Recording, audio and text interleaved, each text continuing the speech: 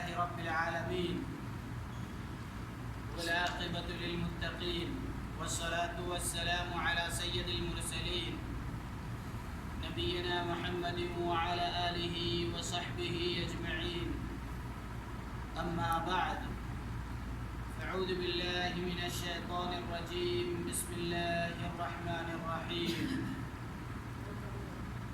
إنما المؤمنون إخوة فأصلحوا بين أخويكم. معزز سامعین کرام، حاضرین مجلس، سب سے پہلے اللہ رب العزت کی تعریف و توصیف، جس نے ہم بنین و انسان کو پیدا کیا اور ہماری رشد و ہدایت کے لیے آسمانی کتابوں کو نازل کیا،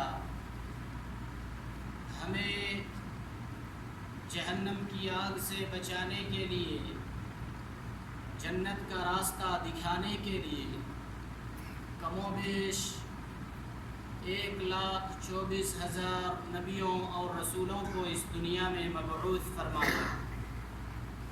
انہی نبیوں اور رسولوں کی جماعت پر بے شمار درود و سلام نازل ہو، خصوصاً ہمارے آخری نبی محمد عربی صلی اللہ علیہ وسلم پر بے شمار درود و سلام نازل ہو، جنہیں اللہ رب العزت نے تمام نبیوں اور رسولوں کا امام اور سردار بنا کر مبعوث فرمایا۔ ساتھیو، محمد صلی اللہ علیہ وسلم اس دنیا میں تشریف لائے، اللہ رب العزت نے انہیں قرآن جیسی مقدس کتاب سے نوازا۔ یہ ایک ایسی عظیم کتاب ہے جس کے ایک ایک حرف پڑھنے پر کم سے کم 10 نیکیاں اللہ تعالیٰ دیتا ہے۔ یہ وہ کتاب ہے جس کے بارے میں اللہ تعالیٰ نے قرآن کریم کے اندر بیان فرمایا، ذَلِكَ الْكِتَابُ لَا رَيْبَ فِيهِ هُدًى لِّلْمُتَّقِينَ۔ یہ وہ کتاب ہے جس کے بارے میں شک و شبہ کی کوئی گنجائش باقی نہیں رہی۔ یہ اللہ کہہ رہا ہے، هُدًى لِّلْمُتَّقِينَ، متقیوں کے لیے ہدایت کا منبع ہے۔ یہ وہ کتاب ہے جس کے بارے میں اللہ تعالیٰ قرآن جیسی مقدس کتاب میں کہتا ہے، اگر ہم اس کتاب کو پہاڑ پر نازل کر دیتے، کتنا بھاری بھرکم، کتنا مضبوط ہے۔ کبھی آپ نے اس پہاڑ کو اپنی جگہ بدلتے دیکھا ہے؟ اتنا مضبوط ہے۔ اس پہاڑ کے بارے میں اللہ کہہ رہا ہے، اگر ہم اس قرآن کو اس پہاڑ پر نازل کر دیتے تو تم دیکھتے اللہ کے ڈر سے، خوف سے وہ پہاڑ ریزہ ریزہ ہو گئے۔ لیکن انسان کا دل اس پہاڑ سے بھی زیادہ مضبوط اور سخت ہے، کچھ اثر نہیں کرتا۔ پورا قرآن سینے میں لے کر گھومتا ہے لیکن کوئی اثر نہیں۔ ہر نماز میں قرآن کی آیتیں سنتا ہے، کوئی اثر نہیں۔ مجلسوں میں، پروگراموں میں قرآن و حدیث کی باتیں سنتا ہے، کوئی اثر نہیں۔ پہاڑ سے بھی زیادہ مضبوط انسان کا دل ہے۔ میرے بھائیوں، تھوڑا سا نرم کرنے کی ضرورت ہے۔ نرم کریں، دل نرم کیجئے گا تو آپ کے اوپر نرم کیا جائے گا۔ آج دنیا والوں پر آپ نرمی کا برتاؤ کریں گے، کل قیامت کے دن آپ کے ساتھ بھی نرمی کیا جائے گا۔ اگر آپ نہیں نرمی کیجئے گا تو نرمی کی توقع کیوں رکھ رہے ہیں؟ نرم برتنے کی کوشش کریں، نرم دل بنائیں۔ جی ہاں، آج کے اس محاضرہ میں میں آپ کے سامنے کچھ ایسی باتیں بیان کرنے جا رہا ہوں جو معاشرہ کے لیے، اسلامی سوسائٹی کے لیے نہایت ہی اہم باتیں ہیں۔ اللہ رب العالمین قرآن کریم میں فرماتے ہیں انما المؤمنون اخوہ، یقیناً مومنین بھائی بھائی ہیں۔ یہ کون کہہ رہا ہے؟ اللہ کہہ رہا ہے، کسی امام کی بات نہیں ہے، اللہ خود کہہ رہا ہے کہ ایک مومن دوسرے مومن کا بھائی ہے، چاہے وہ دنیا کے کسی کونے کا رہنے والا ہے، چاہے وہ امریکہ کا رہنے والا ہو یا اسرائیل کا رہنے والا ہے، اگر مسلم ہے، مومن ہے، تو دوسرے مسلم اور مومن کا وہ بھائی ہے۔ بھائی کیوں بنایا اللہ نے؟ اس لیے بنایا کیونکہ ایک بھائی دوسرے بھائی کا کبھی نقصان نہیں سوچے گا اور نہ ہی نقصان کرنا چاہے گا، اور نہ ہی ایک بھائی دوسرے بھائی کی غیبت کرے گا، نہ ہی ایک بھائی دوسرے بھائی سے حسد کرے گا۔ آپ اپنے سگے بھائی سے کبھی نفرت کریں گے، کبھی حسد کریں گے، کبھی اس کی غیبت کریں گے؟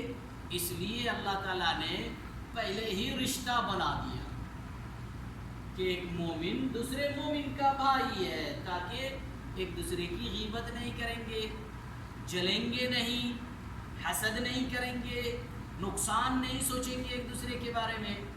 اللہ نے رشتہ داری قائم کر دی، کہا انما المؤمنون اخوہ، ایک مومن دوسرے مومن کا بھائی ہے۔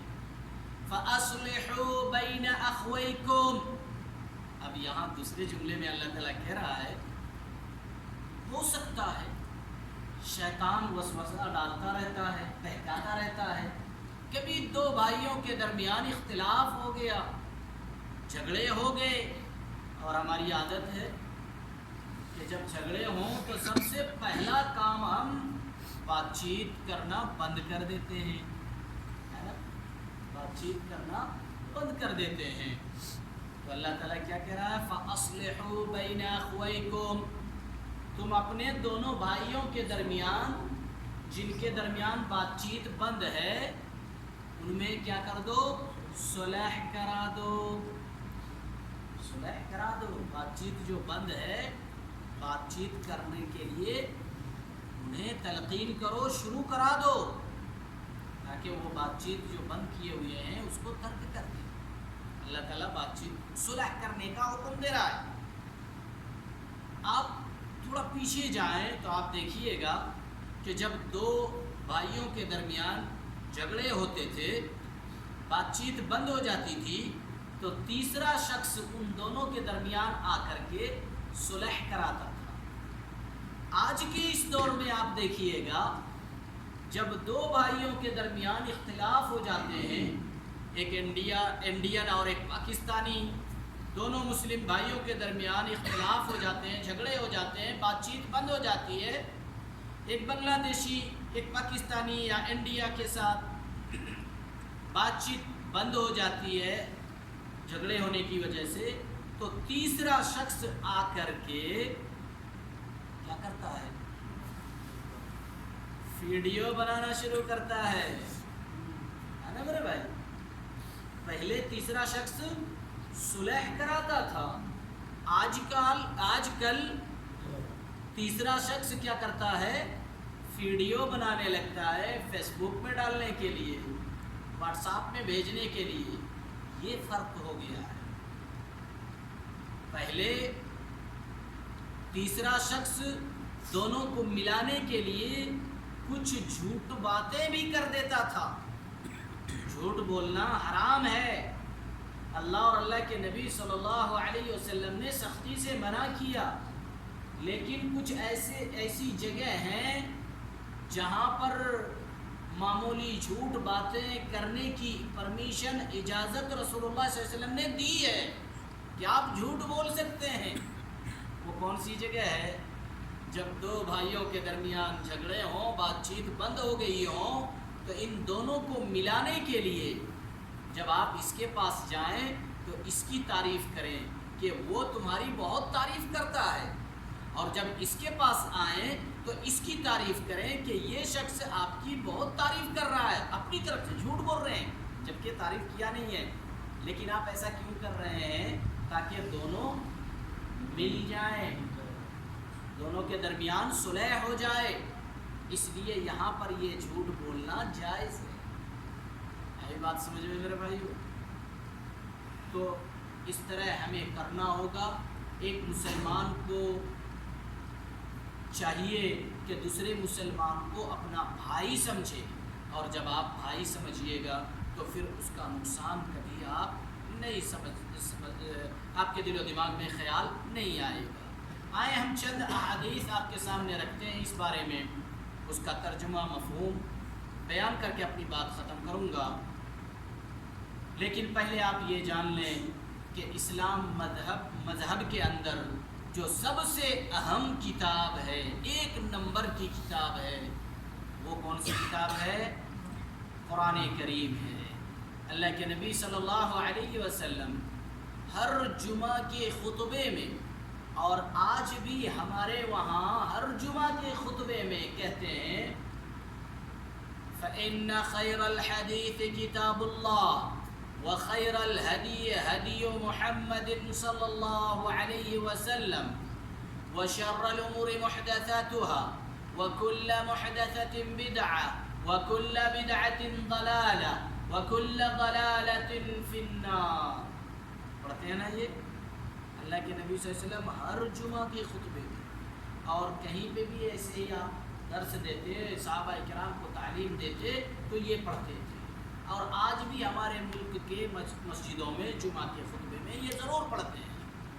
اس کا مطلب کیا ہوا کہ یہ ایک نہایت ہی اہم کلام ہے، اسی وجہ سے تو ہر خطبے میں پڑھے جاتے ہیں۔ پھر وہ کیا کلام ہے؟ کبھی آپ نے اس کا معنی سمجھا ہے؟ کبھی آپ نے اس کا ترجمہ پر غور کیا ہے کہ کیا بات کہی جا رہی ہے؟ تو سنیں اللہ کے نبی صلی اللہ علیہ وسلم کیا فرماتے تھے، فَإِنَّ خَيْرَ الْحَدِيثِ كِتَابُ اللَّهِ، کہ یقیناً تمام باتوں میں سب سے بہترین بات کلام اللہ، اللہ کا کلام ہے، اللہ کی بات ہے۔ وہ کون سی بات ہے؟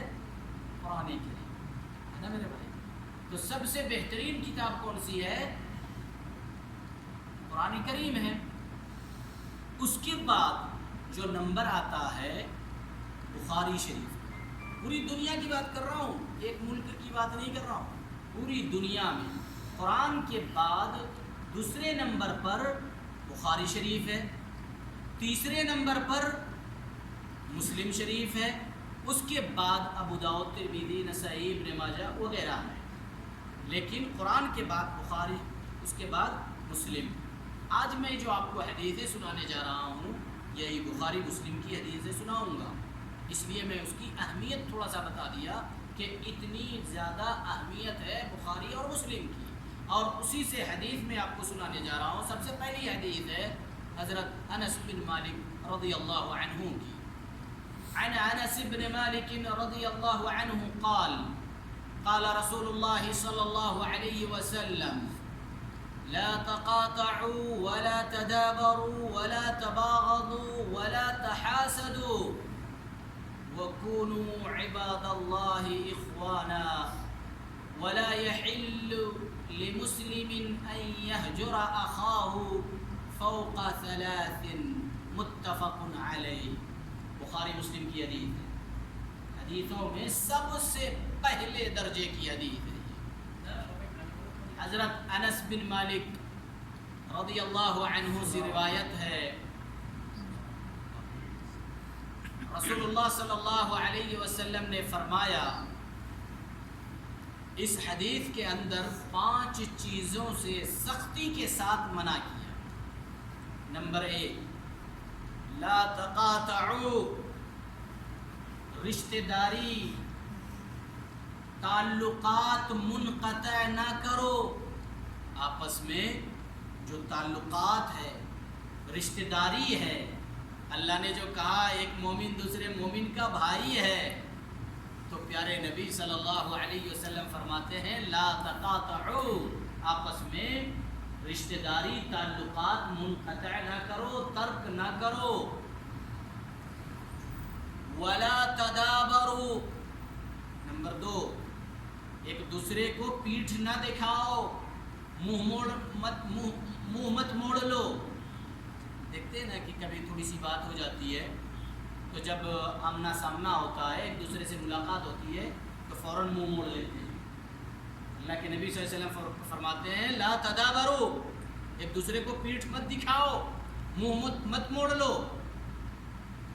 ولا تباغضوا، تیسرے نمبر پہ کہا آپ صلی اللہ علیہ وسلم نے کہ ایک دوسرے کے لیے اپنے دل میں کینہ، کپٹ، بغض نہ رکھو. آج دیکھیں ہمارا پورا کے پورا دل کینہ کپٹ سے کالا ہو گیا ہے، اتنا حسد. نمبر 4 اللہ کے نبی صلی اللہ علیہ وسلم فرماتے ہیں وَلَا تَحَاسَدُوا، اور ایک دوسرے سے حسد نہ کرو. آپ دیکھیں ہم کتنا حسد کرتے ہیں. اگر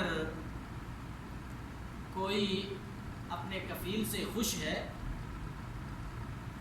اچھی تنخواہ دے رہا ہے، کام تھوڑا سا کم ہے، دوسرا فوراً اس کے کفیل کے پاس پہنچ جاتا ہے، تم 1000 ریال تنخواہ دیتے ہو، میں 500 میں تمہارے پاس کام کروں گا.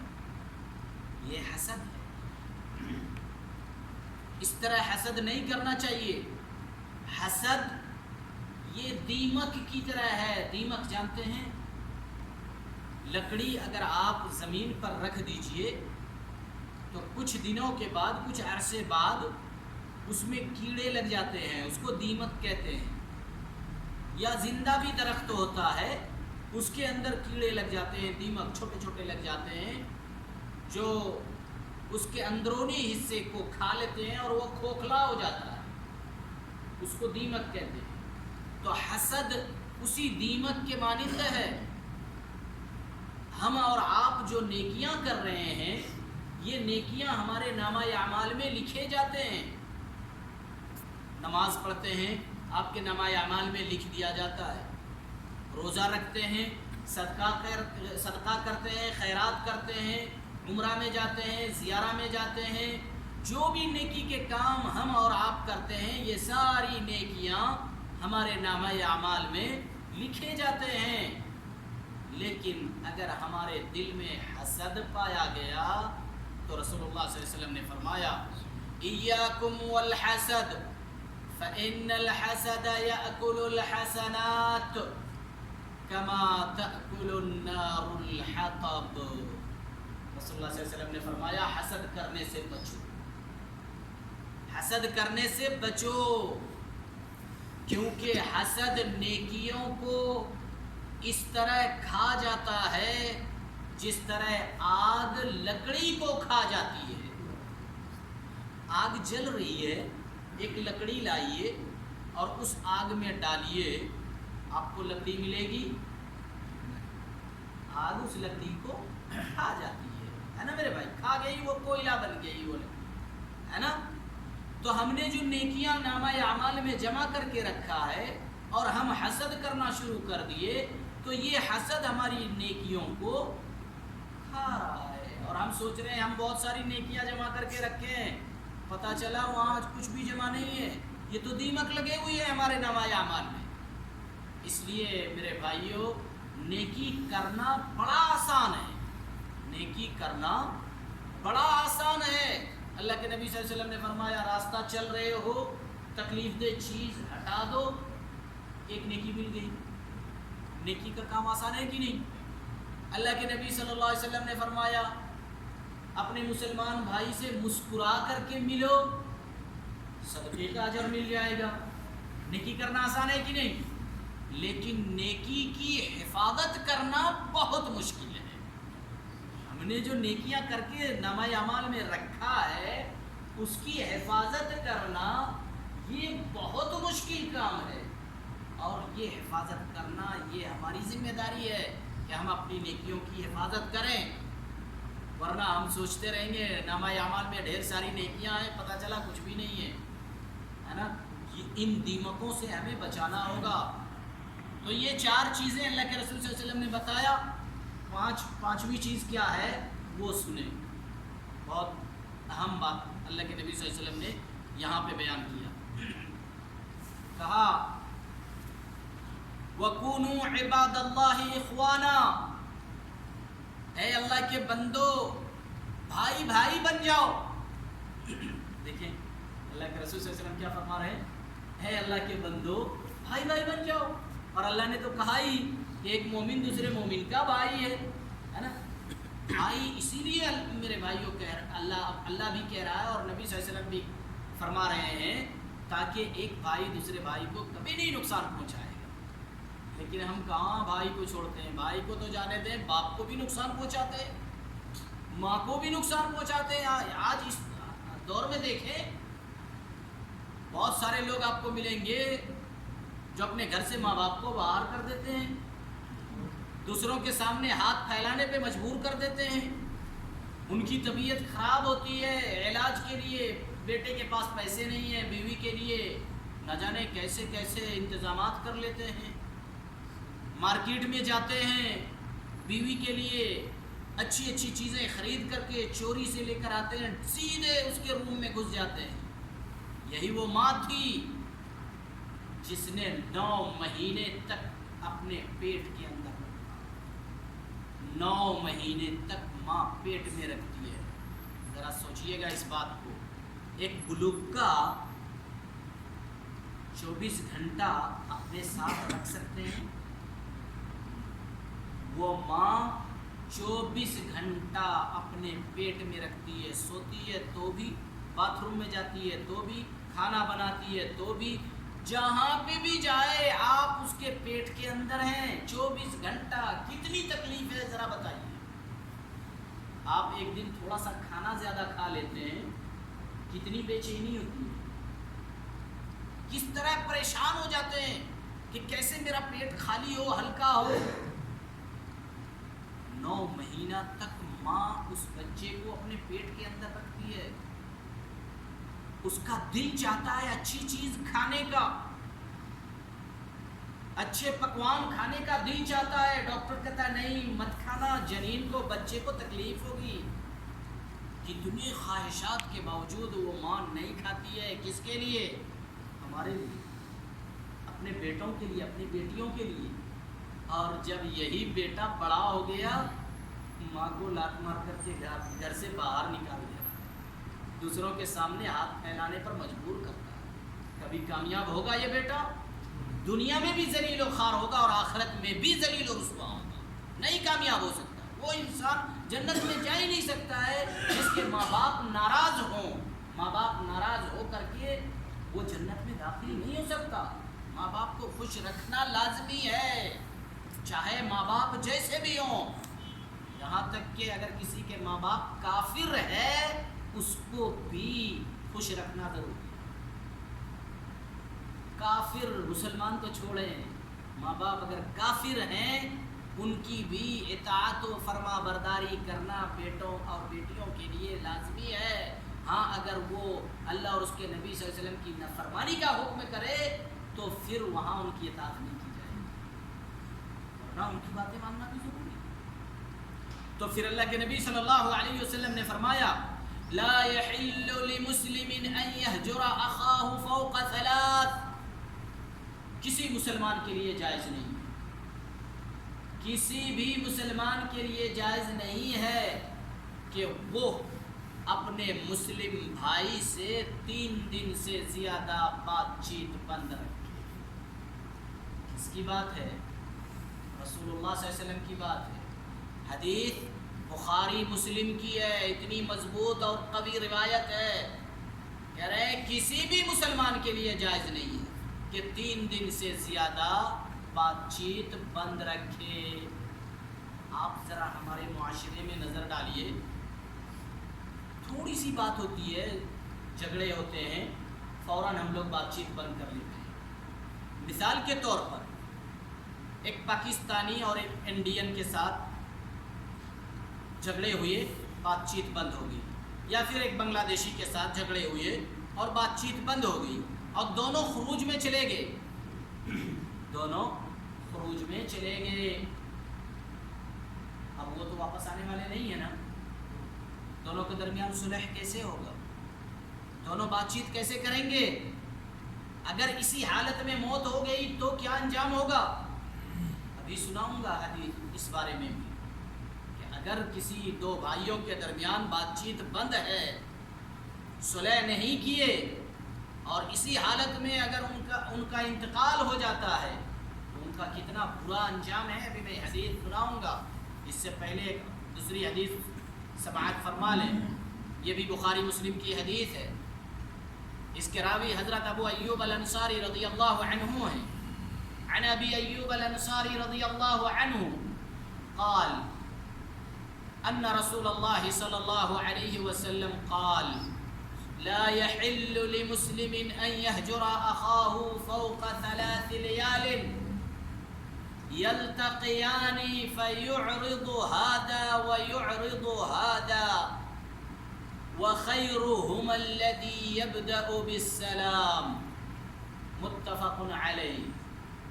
حضرت ابو ایوب الانصاری رضی اللہ عنہ روایت کرتے ہیں کہ رسول اللہ صلی اللہ علیہ وسلم نے فرمایا کسی بھی مسلمان کے لیے جائز نہیں ہے 3 راتوں سے زیادہ بات چیت بند رکھنا.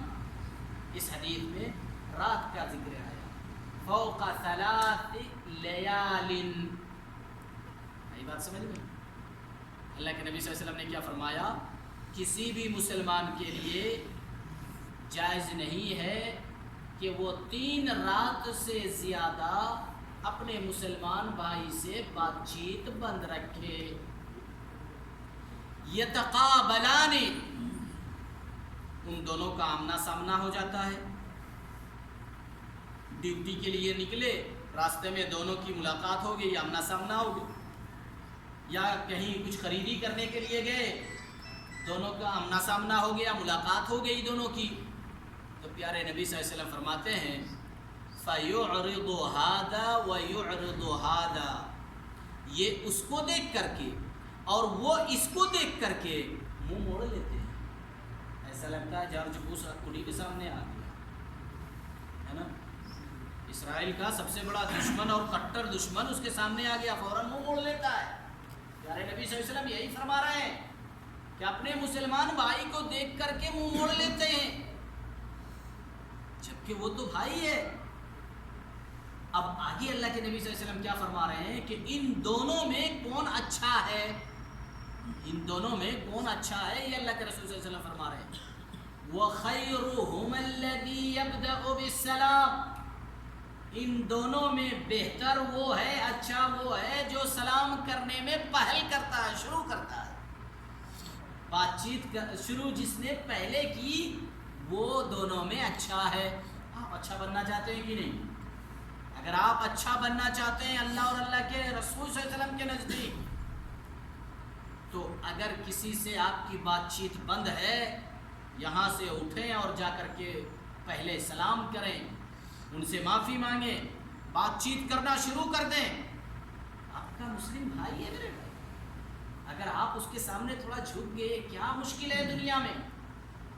لیکن اگر آپ نے دنیا میں تھوڑی سی ذلت محسوس نہیں کی تو آخرت کی ذلت میں آپ کو رسوا ہونا پڑے گا. آپ خود بتائیں یہاں کی ذلت اچھی ہے یا وہاں کی ذلت؟ یہاں کی کچھ بھی نہیں مانے رکھتی. اس لیے میرے بھائیوں یہ نہ سوچیں کہ وہ اس کی غلطی تھی، میں کیوں بات کرنا شروع کروں. اگر بات کر لیں گے تو کیا چھوٹے ہو جائیں گے؟ نہیں میرے بھائی، بات کریں تاکہ آپ ان دونوں میں بہتر ہوں گے، اچھے ہوں گے. آئے میں تیسری حدیث آپ کو سناتا ہوں. عن ابی ہریرہ رضی اللہ عنہ قال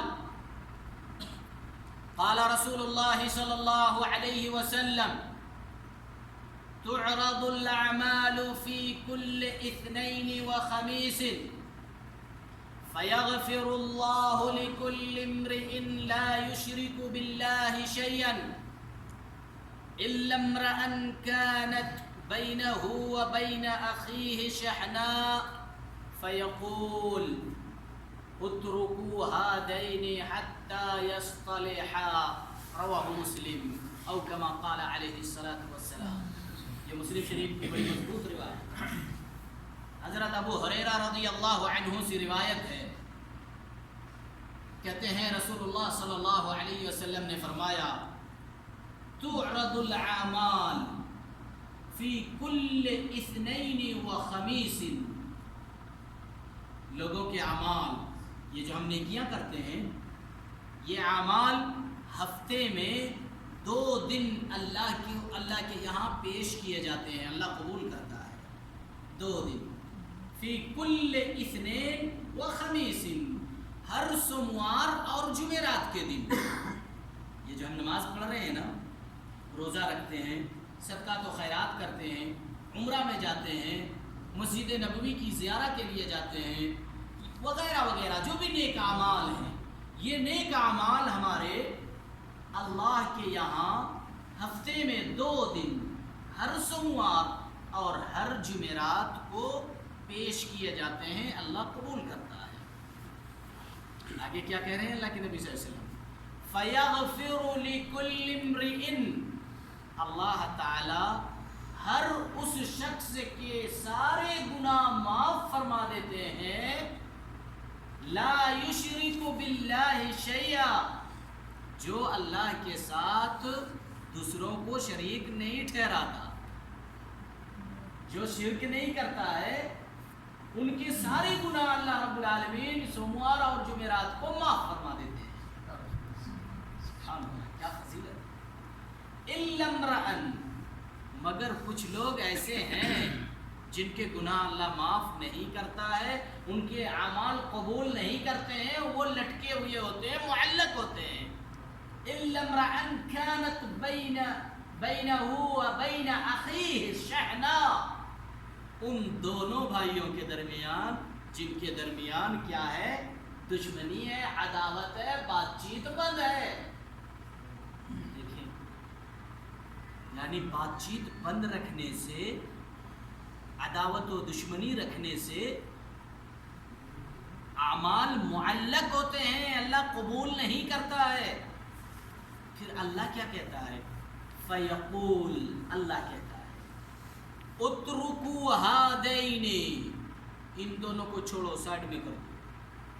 اللہ کہہ رہا ہے جب سوموار اور جمعرات کو ان کے اعمال پیش کیے گئے جن کے بات چیت بند ہے، اللہ کہہ رہا ہے اترکوا ہادین، ان دونوں کو سائڈ میں رہنے دو، ان دونوں کے اعمال قبول نہیں کیے جائیں گے. حتی یصطلحا، یہاں تک کہ وہ دونوں آپس میں صلح کر لیں، دونوں بات چیت کرنا شروع کر دیں، دشمنی، کینہ، کپٹ اس کو دور کر دیں، پھر اللہ تعالیٰ اسے قبول کرے گا. یہ مسلم شریف کی اتنی مضبوط روایت. اب آخری حدیث سنا کر کے اپنی بات ختم کرنے جا رہا ہوں، اور اس حدیث میں کتنی بڑی وعید بیان ہوئی ہے، ذرا غور کیجئے گا.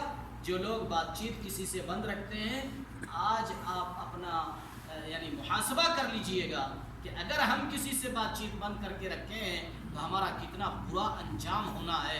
اس حدیث کو سماعت فرمائیں، یہ بھی بہت مضبوط اور قوی روایت ہے. حدیث ہے ابو داؤد کی، لیکن بخاری اور مسلم کے شرط پر ہے، اس لیے یہ روایت بھی بڑی مضبوط اور قوی روایت ہے. عن ابی ہریرہ رضی اللہ عنہ قال قال رسول اللہ صلی اللہ علیہ وسلم لا يحل لمسلم ان يهجر اخاه فوق 3، فمن هجر فوق 3 فمات دخل النار. رواہ ابو داود باسناد على شرط البخاری ومسلم. حضرت ابو ہریرہ رضی اللہ عنہ سے روایت ہے، رسول اللہ صلی اللہ علیہ وسلم نے فرمایا کسی مسلمان کے لیے جائز نہیں ہے کہ وہ 3 دن سے زیادہ اپنے مسلم بھائی سے بات چیت بند رکھے. فمن حجر فوق ثلاث، تو جس نے 3 دن سے زیادہ بات چیت بند رکھا، فمات، اور پھر وہ مر گیا۔ تھوڑی دیر پہلے میں آپ کو بتا رہا تھا نا کہ ایک انڈین پاکستانی یا بنگلہ دیشی کے ساتھ جھگڑا ہوا، بات چیت بند کیے، خروج لگا کر چلے گئے، بات چیت بند رہ گئی ہمیشہ، ہے نا۔ اللہ کے نبی صلی اللہ علیہ وسلم نے فرمایا فمن حجر فوق ثلاث، جس نے 3 دن سے زیادہ بات چیت بند رکھا، فمات، اور وہ مر گیا، دخل النار، وہ جہنم میں داخل ہو گیا۔ سبحان اللہ، ہم سب کو صحیح سمجھ عطا فرمائے۔ ذرا دیکھیں اس حدیث میں اللہ کے نبی صلی اللہ علیہ وسلم نے کیا فرمایا، کہا کہ 3 دن اگر سے زیادہ بات چیت بند رکھے اور اسی حالت میں موت ہو گئی تو جہنم میں داخل کر دیے گئے۔ یعنی بات چیت بند رکھنا یہ معمولی بات نہیں ہے، اور یہ ساری حدیثیں میں نے آپ کو پڑھ کر کے سنایا، میں نے کسی مولوی، کسی امام، کسی مفتی کا قول یا بات نہیں بتایا، بلکہ رسول اللہ صلی اللہ علیہ وسلم کی پیاری احادیث سنائی ہے میرے بھائیوں۔ اس لیے آپ یاد کریں کہ کبھی بھی ہم نے اگر کسی سے بات چیت بند رکھی ہے تو آج ہی سے بات چیت کرنا شروع کر دیں، معافی مانگ لیں، اور اس دنیا میں معافی مانگنا کوئی مشکل نہیں۔ اگر وہ آپ سے رخصت ہو گیا ہمیشہ کے لیے تو پھر آپ کیسے معافی مانگیے گا؟ پھر تو بہت ہی برا انجام ہونا ہے۔ اس لیے ہم ان باتوں کو سمجھیں، ان حدیثوں کو یاد رکھیں، خود عمل کریں، اپنے دوست احبابوں تک پہنچائیں، اپنے رشتہ داروں کو بتائیں، اور انہیں بھی ان حدیثوں پر عمل کرنے کی ترغیب کریں، کیونکہ آج ہمارا مسلم سوسائٹی، ہمارا معاشرہ بہت ہی بگڑ چکا ہے، بہت ہی بگاڑ آ گئی ہے اس کے اندر۔ ہمیں اس کی اصلاح کرنا بہت ضروری ہے، جیسا کہ اللہ تعالیٰ نے کہا فَأَصْلِحُوا بَيْنَ أَخْوَيْكُمْ، تو اس پر ہمیں عمل کرنا ہوگا، سوسائٹی کو اسلامی سوسائٹی بنانا ہوگا، معاشرے کو اسلامی معاشرہ بنانا ہوگا، مسلمانوں کے دلوں میں جو کینہ کپٹ ہے اسے دور کرنا ہوگا، ہمارے دل جو گناہوں سے کالے ہو گئے ہیں اسے دھو کر کے صاف کرنا ہوگا، تبھی جا کر کے اسلامی سوسائٹی، اسلامی معاشرہ بن سکتا ہے۔ ذرا غور کیجئے گا، رسول اللہ صلی اللہ علیہ وسلم مکہ سے ہجرت کر کے مدینہ تشریف لے گئے۔ مدینہ میں 3 قبیلہ کے یہودی رہتے تھے، بنو قریظہ، بنو نذیر اور بنو قریظہ، بنو نذیر اور بنو قینقاع، یہ 3 قبیلہ کے یہودی وہاں پہ ہوتے تھے، اور بہت ہی کٹر قسم کے دشمنی اور عداوت تھی ان کے درمیان، نسل در نسل وہ لوگ بدلا لیتے تھے۔ اللہ کے نبی صلی اللہ علیہ وسلم مدینہ میں گئے اور وہاں جا کر اسلام ان کے درمیان پھیلایا اور بہت سارے مسلمان ہو گئے۔ آپ صلی اللہ علیہ وسلم نے ایسا معاشرہ بنایا، ایسی سوسائٹی بنائی کہ جن کے پاس 2 مزرے تھے، انصار نے مہاجر سے کہا ان دونوں مزروں میں دیکھو جو مزرہ زیادہ پھل دیتا ہے وہ مزرہ تم لے لو۔ ایک انصار کی 2 بیویاں تھیں، کہا تم دیکھو دونوں میں جو زیادہ خوبصورت ہے، جو تمہیں پسند ہو میں اسے طلاق دوں گا، عدت گزارنے کے بعد تم اس سے شادی کر لینا۔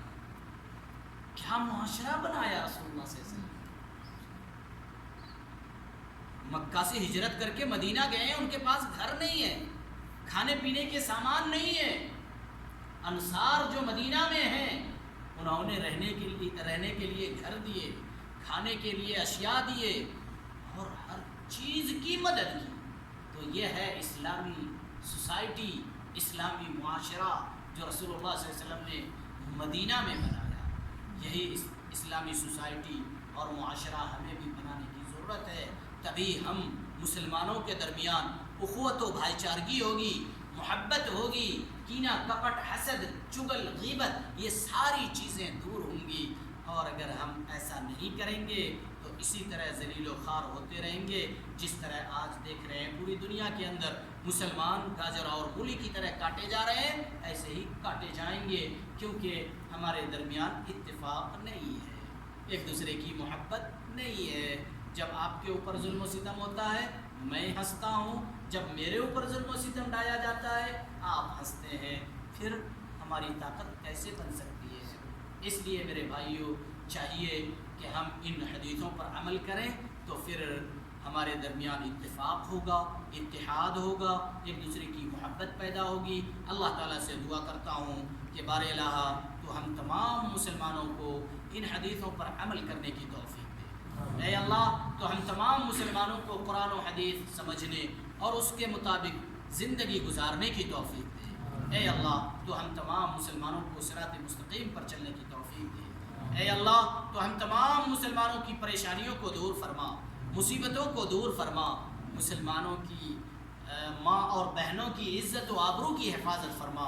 اے اللہ تو اگر کوئی قرض دار ہے تو اس کو قرض ادا کرنے کی سہولیات مہیا فرما. اے اللہ جب تک ہم اس دنیا میں زندہ رہیں اسلام پر زندہ رکھ, اور جب ہمارا خاتمہ ہو ایمان بالخیر پر خاتمہ فرما. آمین. وآخر دعوانا الحمد للہ رب العالمین. والسلام علیکم ورحمۃ اللہ وبرکاتہ.